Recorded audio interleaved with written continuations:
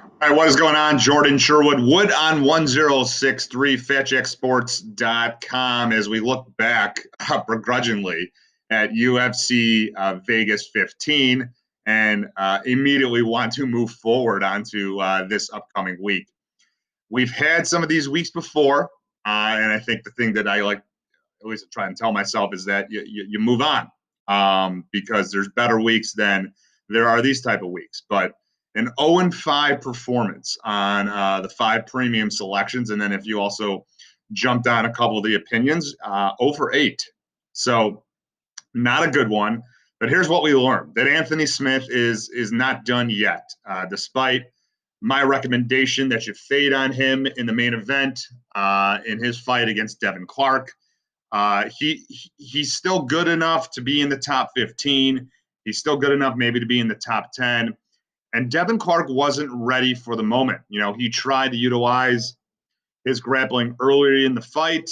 Anthony Smith kind of welcomed it, and Devin Clark fell right into a triangle, and it was a first round submission victory for Anthony Smith. That wasn't one of our plays at FatJackSports.com. That was a free play that you could have grabbed a variety of different places, including with Fat Jack. But I think it makes sense that Anthony Smith and Paul Craig, the Bear Jew, fight next. They're, Paul Craig, like on the cusp of the top 15. It's a good fight. It's a good matchup stylistically for Anthony Smith. So wrong of us to say and think that Anthony Smith was done. But of our recommended plays, Luke Sanders, again, fought like Luke Sanders. He was winning the fight against Nate Maness to open up the card. He was using his powerful striking, trying to work in a little bit of takedowns, but more so just push Nate against the fence. And then he got greedy. He showcased the poor IQ that he's done before. And I don't know. I guess I was just hoping that he wasn't going to fall into that trap once again, but he did. And that was a tough loss. We really thought that was going to be a slam dunk, as we did think the Josh Parisian heavyweight fight against Parker Porter. In my mind, Parker Porter is not a UFC caliber heavyweight, and I was wrong. He got a victory. Josh Parisian was showcased as this guy, even though at 31, which is old for heavyweights, he was ready for the big time. And this was a showcase opportunity. That's why we liked Parisian. And that's why we like the under. Neither hit. Parker Porter, terrible fight, unanimous decision victory for him. Kudos to that. But those were two poorly suggested plays from us. The one that I'm not going to beat myself over is the Rachel Ostovich and Gina Mazany fight.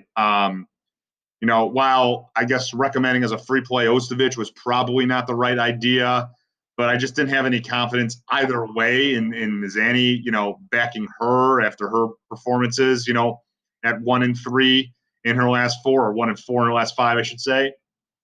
Nonetheless, I thought there was going to be a finish, and we almost got it in that second round, and just a little bit too late in the third round. But, can't reflect back on that. Like, as a Bears fan, I'm not wearing the Bears hat. I shaved on the next week because the Bears are 5-6 and probably need to blow up the entire thing.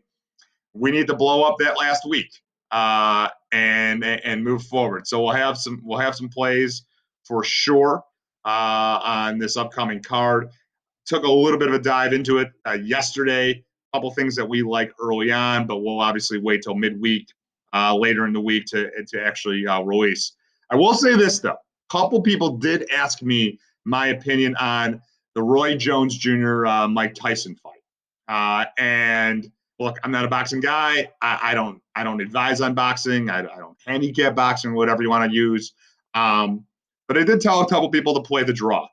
So if you played the draw and you listen to me, if you were one of those 3 or 4 people that I told to play, you broke even if you played also the MMA picks. If you didn't play the MMA picks, you just played the boxing, you had a really good night on Saturday night. So enjoy that. Looking forward to the fights this week. Wood on 1063, FatJackSports.com. Enjoy the fights.